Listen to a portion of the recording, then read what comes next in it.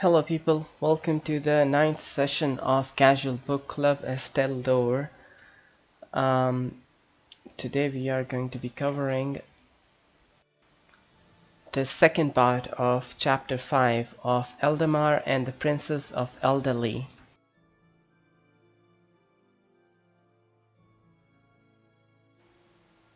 Manwë and Varda loved most the Vanyar, the fair elves, but the Noldor were beloved of Aule, and he and his people came often among them. Great became their knowledge and their skill, yet even greater was their thirst for more knowledge, and in many things they soon surpassed their teachers. They were changeful in speech, for they had great love of words, and sought ever to find names more fit for all things that they knew or imagined. And it came to pass that the masons of the house of Finwë, quarrying in the hills after stone, for they delighted in the building of high towers, first discovered the earth gems, and brought them forth in countless myriads. And they devised tools for the cutting and shaping of gems, and carved them in many forms. They hoarded them not, but gave them freely, and by their labor enriched all Valinor. So, it's a throwback, as we discussed earlier in our previous chapters, that the Vanyar were most beloved by Manwë and Varda, Manwë being the king of all of Arda and Varda his spouse. Vanyar were the ones who felt most close to them. They are the High Elves, and they have never really came back to Middle Earth except one or two times. None of the elves that we see in the Lord of the Rings are Vanyar. They only live in Valinor, and they do not care much about Middle Earth. But the Noldor, they are the second party, the second kindred of the elves who came to Valinor. They were most beloved by Aule. Aule, as we know, was the craftsman who loves making things, and much of Arda, all the mountains and all the terrains were made by Aule. Noldor were most beloved by Aule, and from him, since, as we know, Aule created the dwarves just so he could teach all he knew. Aule is a teacher. He loves teaching his craft to other people, other beings, and Noldor got closest to them because they loved learning to make new things, cutting the gems, making things of gems, cutting the stones and whatnot. Interesting point here that it says or acknowledges here that they soon surpassed their teachers, meaning like the things that the Noldor were making, they made it even better than the original, better than Aule, better than the Maiar of Aule maybe, which we'll find out why is that in a few. Since it's the Silmarillion, the Silmarils will come into the story soon as well. So, but we can see here that they learned from Aule and his Maiar, and then they surpassed their teachers. They became better at it. And also another important thing here is they gave new names to the words they knew or the things they saw or imagined. Finwë, as we know, is the High King of the Noldor. He is it was Ingwe, Finwë, and Elwë, who were the three of the Eldar who came to Valinor first, just to see it and verify that Orome was not lying when he said that the Valinor is a really cool place and you'd love to come and be here, and the Valar are really cool. These are the three elves who came, saw, and then went back and told their people. Ingwe told Vanyar and led them to Valinor. Finwë told the Noldor and led them to Valinor. So that's really cool. Alright. Do you have the slides, Michi? Yeah. Okay. Start it up. The Noldor afterwards came back to Middle-earth, and this tale tells mostly of their deeds. Therefore the names and kinship of their princes may here be told, in that form which these names later bore in the tongue of the Elves of Beleriand. Finwë was king of the Noldor. The sons of Finwë were Feanor and Fingolfin and Finarfin. But the mother of Feanor was Miriel Sernde, whereas the mother of Fingolfin and Finarfin was Indis of the Vanyar. Feanor was the mightiest in skill of word and of hand, more learned than his brothers. His spirit burned as a flame. Fingolfin was the strongest, the most steadfast, and the most valiant. Finarfin was the fairest, and the most wise of heart. And afterwards he was a friend of the sons of Olwe, lord of the Teleri, and had to wife Eärwen, the swan maiden of Aqualonde, Olwe's daughter.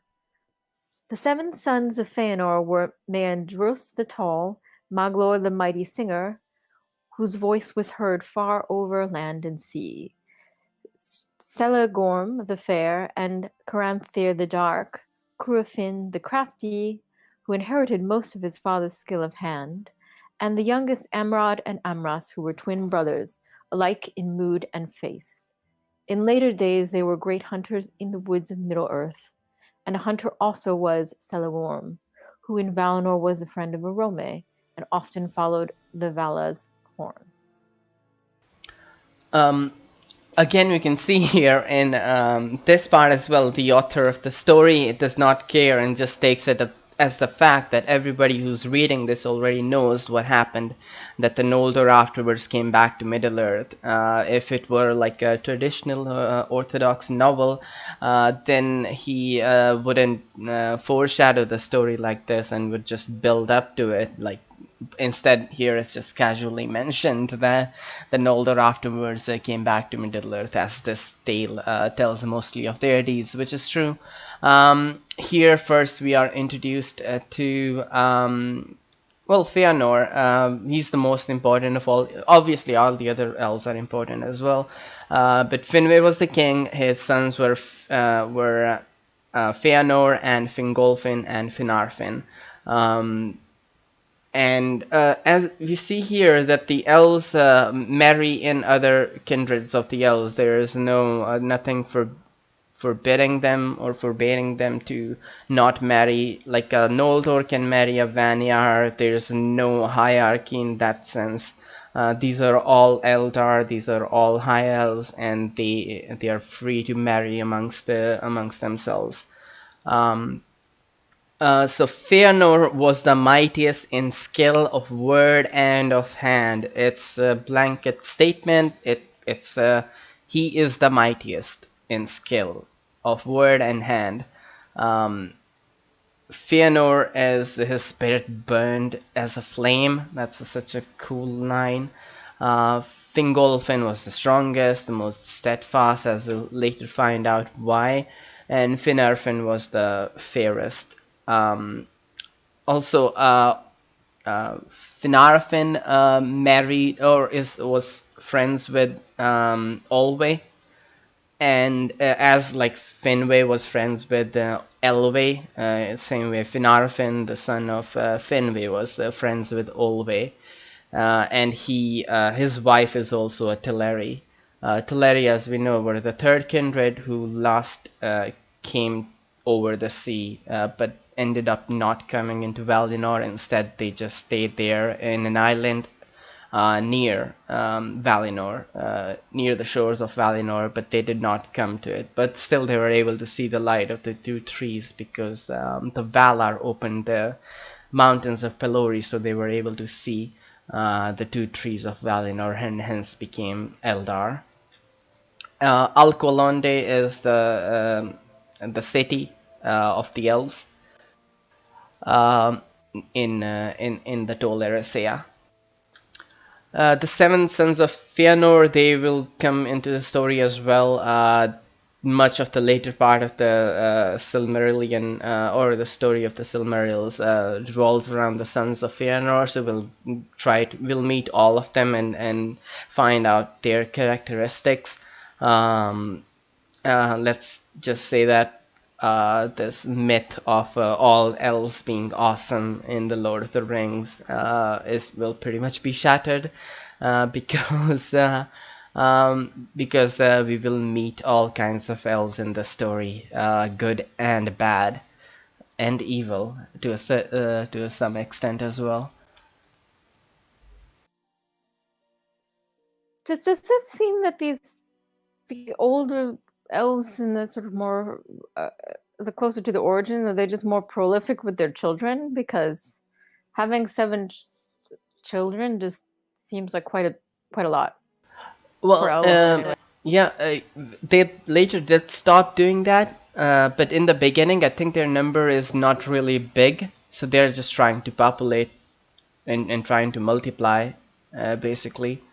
But later, it was kind of strictly like they rarely had children later.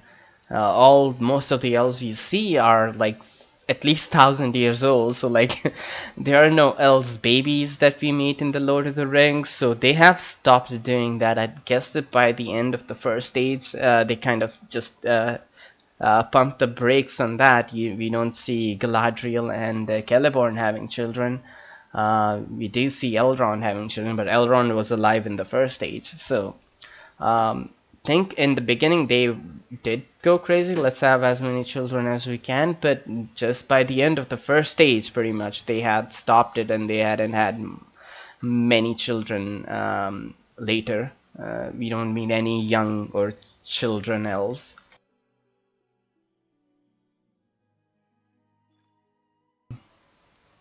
The sons of Fingolfin were Fingon, who was afterwards king of the Noldor in the north of the world, and Turgon, lord of Gondolin. Their sister was Eredhel the White. She was younger in the years of the Eldar than her brother, and when she was grown to full stature and beauty, she was tall and strong, and loved much to ride and hunt in the forests. There she was often in the company of the sons of Feanor, her kin, but to none was her heart's love given. Arfaniel she was called, the White Lady of the Noldor, for she was pale, though her hair was dark, and she was never arrayed but in silver and white. The sons of Finarfin were Finrod the Faithful, who was afterwards named Felagund, lord of the caves, Orodrith, Angrod, and Egnar. These four were as close in friendship with the sons of Fingolfin as though they were all brothers. A sister they had, Galadriel, most beautiful of all the house of Finwë. Her hair was lit with gold as though it had caught in the mesh of the radiance of Laurelin.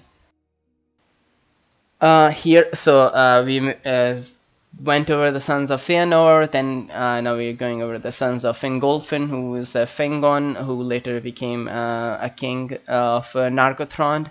We'll find out what Nargothrond is later in the story, and Turgon, who was Lord of Gondolin. If you know the poetry in the Lord of the Rings, or are a big fan of Lord of the Rings poetry, so you might know what Gondolin is. It's in the song of Durin that Gimli sang. Of mighty kings in Nargothrond and Gondolin, who now beyond the western seas have passed away. The world was fair in Durin's day. So Gondolin is a secret city, which we'll find out all about it. And if you're reading or have already pre-ordered the Fall of Gondolin book, which just recently either came out already or you can pre-order right now. I think it might be the last book that Christopher Tolkien will publish. If you haven't picked that copy of Fall of Gondolin, you can do that. But otherwise, if you want to just know the story, we cover the Fall of Gondolin in the Silmarillion as well, if you don't want to read the standalone story. And so Arathel, we only see her name here. We don't know much about Arathel. Maybe but it doesn't say much.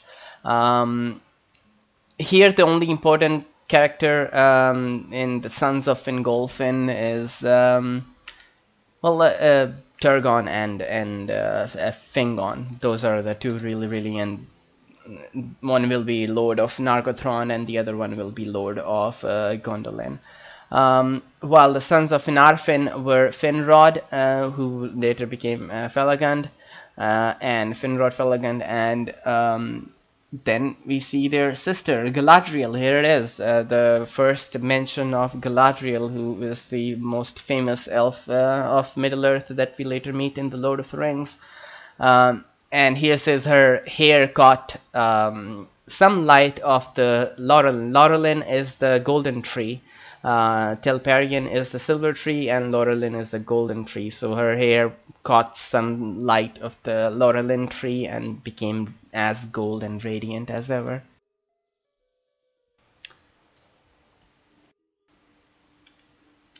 You can take this one. Here must be told how the Teleri came at last to the land of Aman. Through a long age they dwelt in Tol Eressëa, but slowly their hearts were changed, and were drawn towards the light that flowed out over the sea to the lonely isle. They were torn between the love of the music of the waves upon their shores, and the desire to see again their kindred and to look upon the splendor of Valinor. But in the end, desire of the light was the stronger. Therefore Umul, submitting to the will of the Valar, sent to them Osse, their friend, and he, though grieving, taught them the craft of shipbuilding.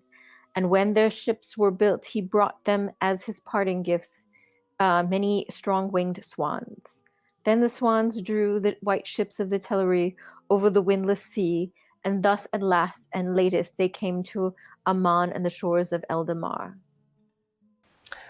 So, in the previous part of this chapter, in the first part of this chapter that we covered last week, we found out, so Teleri started, Ulmo came back for the Teleri who were stranded on the shores of Middle-earth, of Beleriand, near the Bay of Belfalas, and Ulmo brought the island and they got on it, and then they started going towards Valinor. Osse was really troubled and he did not like it. So Osse came to Ulmo, and just as they were about to reach Valinor, Osse told Ulmo to stop, and at the prayer of Teleri, Ulmo did stop, and he just also routed the island there because he did not want the Teleri to completely abandon Middle-earth, and still he wanted them to still be able to see the stars and see the shores of Middle-earth, as well as be near the light of the blessed realm of Aman.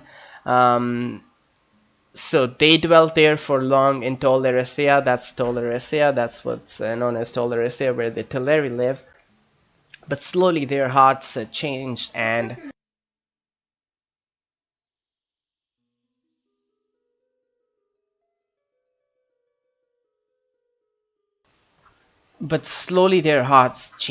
were drawn towards the light that flowed out of over the sea. As we know that the Valar, the Noldor and the Vanyar, they lived in Eldamar, this city of that they made there, and they made a high mountain over there, a high hill, and on top of it was Tuna upon Tirion.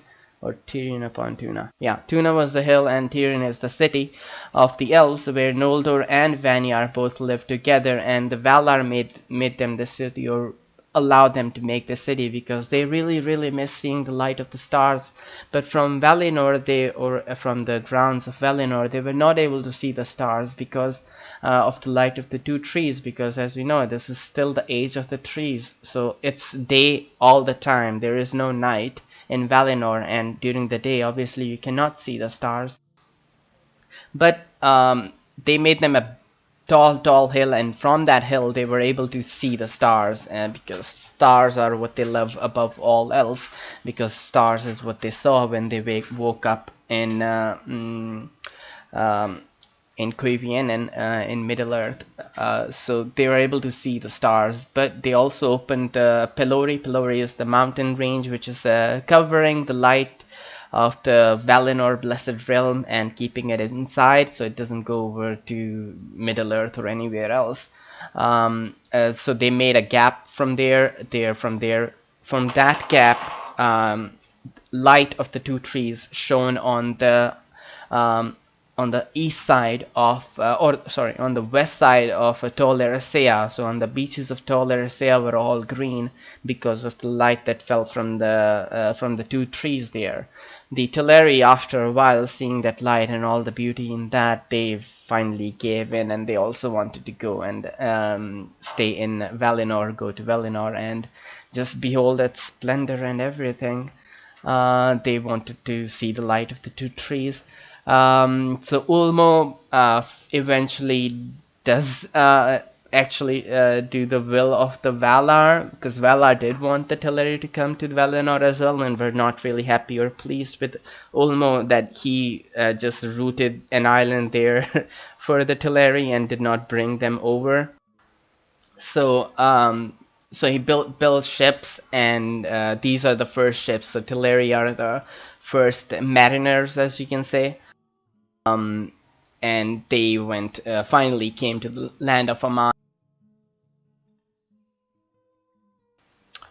There they dwelt, and if they wished, they could see the light of the trees, and could tread the golden streets of Valimar, and the crystal stairs of Tirion upon Tuna, the green hill.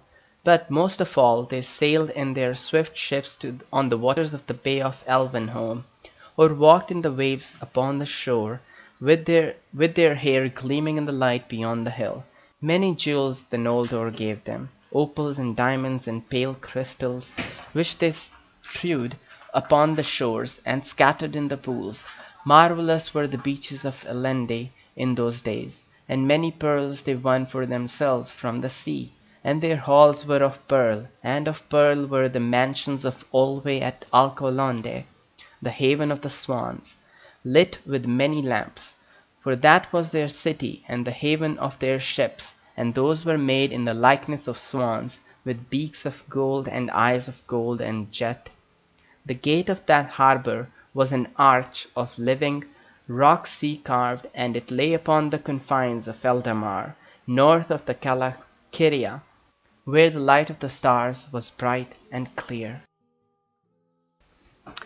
As we discussed, that Teleri are the ones who made the first ships, and they became great mariners, and they moved around in the waters of near the Elvenhome, Bay of Elvenhome. They didn't go further towards east or near Middle Earth, but still they moved all around in this area. And their ships are mentioned here in detail, which it's not a chance that their ships are mentioned. We'll find out why they're mentioned and how important they are later in the story. But we just go over their shape. They're shaped like swans, and gold, and bunch of beaches of Valinor are so cool. With opals and diamonds and pale crystals all laying around. Like, there's no greed there. Nobody just wants everything for themselves. They just share everything and just don't care about having all this amazing crystals and whatnot. You take this one? As the ages passed, the Vanyar grew to love the land of the Valar and the full light of the trees. And they forsook the city of Tirion upon Tuna, and dwelt thereafter upon the mountain of Manwë, or about the plains and woods of Valinor, and became sundered from the Noldor. But the memory of Middle-earth under the stars remained in the hearts of the Noldor, and they abode in the Calakiria, and in the hills and valleys within the sound of the western sea. And though many of them went often about the land of the Valar, making far journeys in search of the secrets of land and water and all living things, yet the peoples of Tuna and Alqualonde drew together in those days. Finwë was king in Tirion and Olwe in Alqualonde, but Ingwe was ever held the high king of all the elves. He abode thereafter at the feet of Manwë upon Tanaquil. So, the names, there are a bunch of names here, and anybody who's reading the Silmarillion for the first time will not be able to remember all the names or remember which hill is whose hill. But in short, in the first part of this chapter, we found out that the elves made this giant hill uh, and on that hill they made a city called Tyrion. The hill was named Tuna, and Vanyar and Noldor both lived together for a time in that city, and that became an Elven home in Valinor. But after a while, the Vanyar just because Vanyar were most closest to Manwë and Varda, so they just wanted to live or dwell near where Manwë is. So, as we remember, if you remember, if anybody listening remembers, the hill where Manwë lives is Taniquetil. That's his hill. So the Vanyar pretty much move near the hill of Taniquetil and just start living there, so they could be close to their lord, their god, with a small g maybe. And Noldor, on the other hand, really still have that memory of Middle-earth, being under the stars, waking up under the stars in Middle-earth. They have not forgotten, while Vanyar, on the other hand, have completely just invested all their heart and mind into Valinor, while the Noldor still have this little itch inside of them about well, it will be cool to see Middle-earth again. And so Vanyar moved to the Manwë's Hill, Taniquetil. Noldor stay here in Tuna. And Alqualonde is where the Teleri live. So always the king of Teleri, Finwë the king of Noldor, and lives in Tyrion. But Ingwe is always and will always be held the high king of all the elves, being the lord of the Vanyar. And he lives near where Manwë is, at the feet of Manwë. Feanor and his sons abode seldom in one place for long, but travelled far and wide upon the confines of Valinor, going even to the borders of the dark and the cold shores of the outer sea, seeking the unknown. Often they were guests in the halls of Aule, but Celegorm went rather to the house of Orome, and there he got great knowledge of birds and beasts, and all their tongues he knew, for all living things that are or have been in the kingdom of Arda, save only the fell and evil creatures of Melkor, lived then in the land of Aman. And there also were many other creatures that have not been seen upon Middle-earth, and perhaps never now shall be, since the fashion of the world was changed. So we found out what Noldor were doing, what Vanyar were doing, what Teleri were doing. Everybody's just engaging. It's like like this old games. You just leave the people and they just start doing stuff. You can think of this as like the beginning of civilization. So everything is new to them, and they're just discovering, exploring, and just multiplying themselves and having lots and lots of sex apparently. Can't. 7 kids, 7 sons. I was like, what? Yeah, they've got more power to them. Feanor and his sons, on the other hand, did not dwell in one place. So the Noldor staying in Tuna, Tyrion, upon Tuna, the always people Teleri and Alqualonde. Feanor and his sons just kept moving here and there, trying to explore all the secrets and everything that is there to know in Valinor. They are the most curious ones. They want to know stuff. They are the first lore masters, basically, to learn and write and craft gems and whatnot. And Aule being their favorite Vala, and Vala having the favorite elves in the Noldor, they were often in the halls of Aule learning stuff, learning from him. And that is what they were doing. Celegorm, on the other hand, instead of going to Aule, he went to Orome instead. Orome, as we know, is the hunter, and he was one of the only 2 Vala who, even in the beginning, even the elves had not been awoken, came to Middle-earth often, and fell creatures of Melkor just ran from him whenever he sounded his, whenever he blew his horn. The other Vala was obviously Yavanna. Um, so for all living things, this is another cool point that everything, all the creatures we see who are not evil, they all lived in Valinor. So some kind of representation of all the creatures was in Valinor. Valinor was not like some land abandoned. All the types of trees were there, and also all the types of animals you can think of. All the creatures you can think of, they were all living there in Valinor as well. And some that we have never seen and never came to Middle-earth. And later again, since the fashion of the world was changed, you can see here again the author foreshadowing. Okay, so the fashion of the world will be changed. Yeah, the fashion of the world will be changed. You might have noticed Outer Sea. At the moment, Tolkien's universe, or the land that we call Middle-earth plus Valinor or Arda. Arda at the moment is flat. So this is a flat Earth at the moment. That is why there is Outer Sea. And beyond the Outer Sea, there is Halls of Night. So you can... it's complicated to go into that, but it's just enough to say here that at the moment this world and everything being discussed, it's a flat Earth at the moment. There is no round or globe.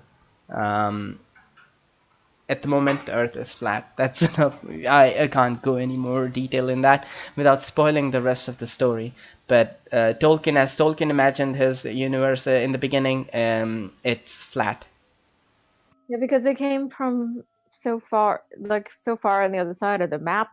It seems like it's a flat. Yeah, they could have just gone the other way and came to Valinor. Right, exactly. So I was like, oh, this must be it must be impassable the other way. So they had to journey all the way from the other side of the map. Yeah. All right. This concludes chapter number 5 of Quenta Silmarillion. The next week is gonna be on Saturday, 22nd of September. It's gonna be chapter 6 of Feanor and the Unchaining of Melkor. Ooh, so even the bloody chapter title spoil everything. What the hell? Could have just named it yeah, it's totally a spoiler. So Melkor is being unchained apparently. To catch well, go to YouTube and just search EstelPod or legendraiderx and you'll find this video and all the other previous sessions of Silmarillion Book Club, or as we call it, Casual Book Club. Follow me on Twitch as well. Same, you can just type Eldalie and you'll find it. Don't bother follow me on Twitter. Yeah, don't follow me on Twitter though. I'll remove that from there. But really cool thing is, as we found out, most of the people do listen to this in the audio form, since it's more convenient when they're working or driving to work or coming back from the work. And just add EstelPod or search for EstelPod on iTunes, Android Podcast, or Google Podcast, and you'll find it. I will publish this one as soon as we conclude today's session. Leave your feedback if you want on legendraiderx at gmail.com. Well, that's it. Michi, you want to add anything? No, I'm excited. The Unchaining of Melkor is coming next.